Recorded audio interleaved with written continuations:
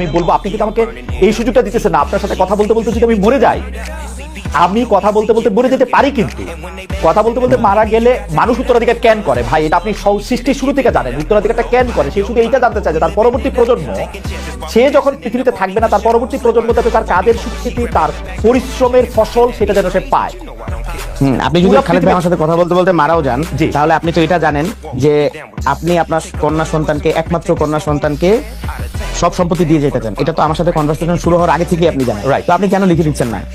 আমি কেন লিখে দিচ্ছি না সেইটার আমার অনেকগুলি স্পেসিফিক কারণ আছে। আপনি যখন আপনার মেয়েকে একদম ক্লিয়ারলি সত্যযুক্ত হেবা করতেছেন, এখানে কিন্তু আপনার মেয়ের আপনি কেমনে জানেন ভাই? আমি একটু কথা বলি যে ধরেন আপনি কেমনে জানেন আমার বয়স এখন 51, কিন্তু আপনি কেমনে জানেন আমার যে এখন একটা মেয়ে হয়েছে, আমার 10 বছর পর একটা ছেলে হবে না? আমি যে ওরা এখন হেবা করে দিয়ে দিব, 10 বছর পর আমার ছেলে হইলে আমি কি করবো? আপনি তো মারাই যাচ্ছেন, ছেলে কেমনে হবে?